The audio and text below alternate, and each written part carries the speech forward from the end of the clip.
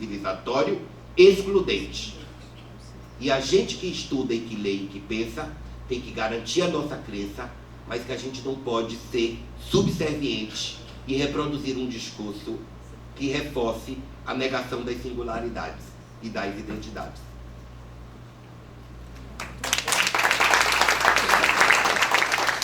Obrigada, professor, pelas palavras. A sua vez, professora, a gente não tem mais tempo. Boa tarde.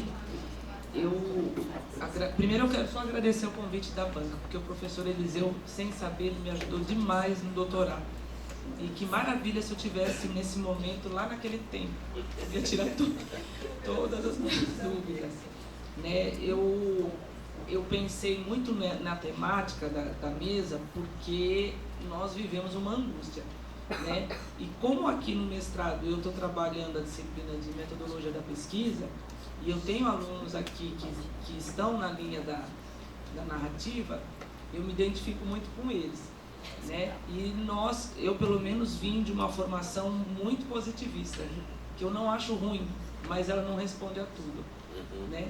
Só que por conta disso a gente nos cobra e cobra dos nossos alunos o rigor e aquilo que a academia nos cobra. Né? Então, eu fiquei pensando, que maravilha, o senhor podia falar isso, né? A gente escrever, né? Eu posso escrever do jeito que eu quiser a tese, porque assim eu tenho liberdade e eu referendo e pronto, acabou, vão aceitar. Né? Mas não é bem assim. Então,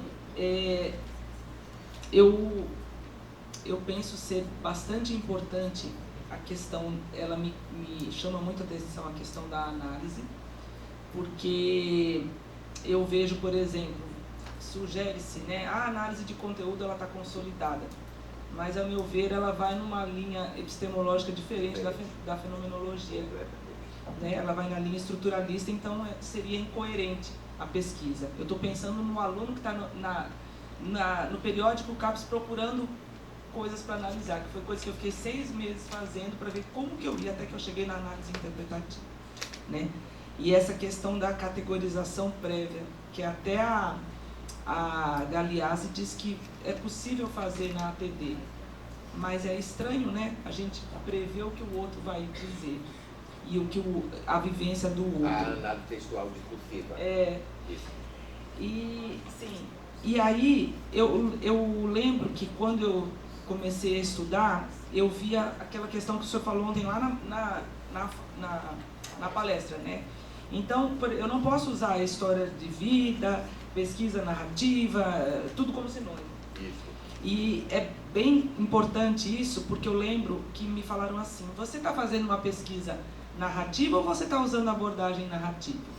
E isso dá uma polêmica, né? A gente toma uns apertos lá na hora da qualificação. E aí, eu não sei se eu poderia considerar assim, né? Porque a gente tem que dizer o que a gente está fazendo na pesquisa, né? Eu vou chamar de história de vida, eu vou chamar de narrativa formação, eu vou chamar de biografia, ou não é biografia. E aí, naquele seu texto de 2006... Arte de contar e trocar experiência. Lá está dizendo assim, né, que pesquisa narrativa é meio que um termo genérico. Né? E aí, eu poderia dizer que esses termos, autobiografia, né, história de vida, seriam abordagens dentro da narrativa, porque existe essa tal da polêmica, né? Você está fazendo uma pesquisa narrativa ou você está fazendo abordagem narrativa? Que eu acho que entra um pouco também naquela questão que a Clandinin fala, a narrativa como fenômeno e como método. Uma coisa é eu contar a história e a história é seu fenômeno. Mas quando eu vou fazer uma pesquisa que eu não tenho interesse na vida da pessoa toda, ou as experiências, que é o conceito central da narrativa, né? Eu não quero pensar só na experiência, mas eu estou usando isso para pegar uma outra informação. Eu estou fazendo aí uma pesquisa, eu vou escrever lá, minha pesquisa é qualitativa, narrativa.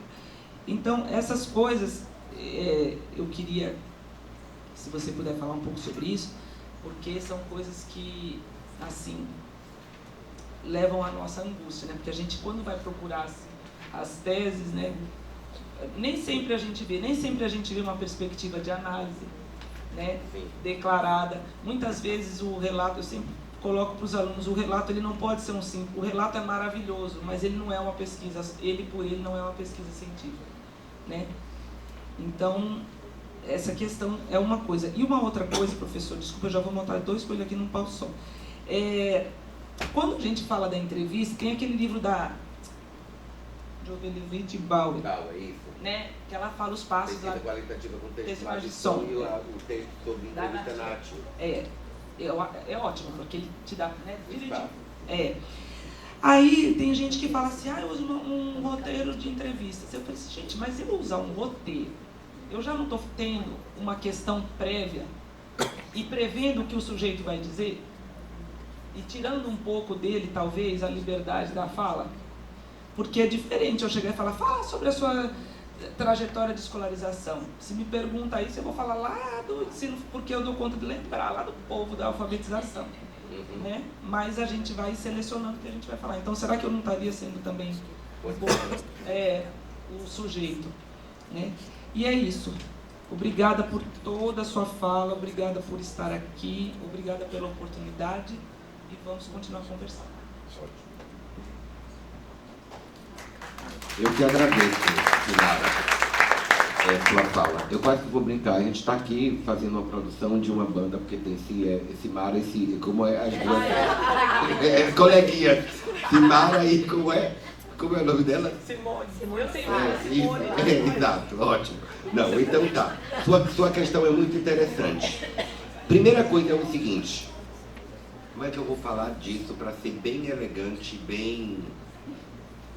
Bom, eu vou dizer o seguinte, a discussão que a Clandini faz, inclusive ela veio com o município de Cuiabá, é que ela compreende que a pesquisa narrativa é a matriz. E há todo modo de operar na perspectiva da pesquisa narrativa conforme propõe a Clandini. E eu não concordo. Eu tenho uma leitura diferente disto. A base da pesquisa que nós nomeamos, pesquisa narrativa, autobiografia e todas as outras denominações, está nos anos 20 e 30 em Chicago. Ou, antecede a isso, na tradição alemã. A base da pesquisa biográfica está na tradição da pesquisa qualitativa alemã. A base da pesquisa com as histórias de vida está no campo e na base da pesquisa sociológica de Chicago. Tudo que vem daí nasce da dimensão biográfica das histórias de vida. Eu compreenderia que história de vida, biografia e narrativa têm e caminham com o mesmo estatuto epistemo-metodológico. Nenhuma precisa ser maior que outra. Elas partem dos mesmos princípios. O interacionismo social, o interacionismo simbólico, a dramaturgia social, então vai do Goffman, do Geertz e da Margaret Mead. A base está lá. Elas partem deste campo epistêmico e vão ganhando modos próprios de se trabalhar. Ok? Porque também tem o seguinte, quem diz que trabalha com pesquisa narrativa e opta por trabalhar com a perspectiva de teorização da Clandini, não faz o trabalho de pesquisa como ela discute e propõe fazer, que é a todo modo próprio de operar com a dimensão da narrativa, como ela diz que é a supremacia da narrativa, tá? Então, o que eu acho que a gente precisa ter tranquilo, e nós já falamos bastante sobre isso, é a narrativa um fenômeno e é a narrativa um método. No meu texto de 2006 eu digo isso. A pesquisa com biografia, com autobiografia, já tem um estatuto epistemológico que ela logrou uma dimensão teórica, epistêmica e uma dimensão metodológica. Mas ela pode ser técnica ou método. Depende da forma que o pesquisador utiliza. Tá? Ou eu volto a dizer, nós não podemos no processo da pesquisa dizer, eu faço o quê? História de vida, biografia, pesquisa narrativa, trabalho com entrevista narrativa. Cuidado, porque cada um desses termos guarda em si um campo epistêmico metodológico próprio. Então, por exemplo, se eu digo que eu vou trabalhar com as histórias de vida, eu posso trabalhar com Daniel Bertot, Franco Ferrarotti, Gaston Pinot, e outros tantos pesquisadores brasileiros, ok? Porque ainda assim, Sinara, tem uma outra questão que é o seguinte: no interior de cada campo do conhecimento, nós operamos com um modo de trabalhar com essa dimensão metodológica de uma forma. O modo como nós trabalhamos a história de vida, a biografia, a autobiografia, a narrativa na educação é distinto como o grupo da literatura e das letras trabalha. É distinto como o campo da antropologia e da sociologia.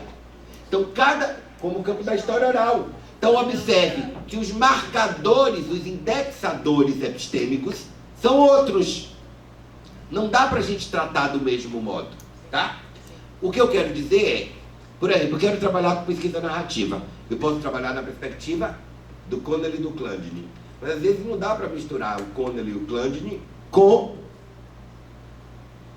Pepe Contreiras Domingo, José Contreiras Domingo, ou com La Roça. E as pessoas misturam. Porque o que a Clandini está dizendo, embora tenha aproximação e semelhança, mas o modo de operar é diferente. Tá certo? Eu posso trabalhar numa vertente da pesquisa narrativa, como nos ensina ou como teoriza a Clandini, mas eu posso trabalhar com pesquisa narrativa como, primeiro, para mim, quem trabalha com pesquisa narrativa, clássico, Benjamin, o narrador, Experiência e Pobreza. Depois, Jorge La Roça. Depois, José Contreiras Domingo. Um dos últimos livros do Pepe chama Investigar Experiências Educativas. Ele vai tomar a noção de experiência como um conceito epistemo-metodológico. Maravilhoso, comprem esse livro. Baixe na Amazon ou comprem Investigar Experiências Educativas. É uma editora de Madrid e José Contreiras Domingo, certo? Do Dill, ela parte da perspectiva do Dill, exatamente, né? E também a noção de narrativa está muito próxima da noção de experiência, e a gente pode pensar que o conceito de experiência é um conceito que transversaliza todas essas dimensões. Agora a gente quer trabalhar com a dimensão da biografia. A gente vai partir para François Doucet, Philippe Lejeune, Christine Delory, eu, Conceição, outros tantos autores, caminhar para outra perspectiva. Então observe, a ideia exatamente da gente não tomar esses termos como sinônimos e ficarem usando os termos como sinônimos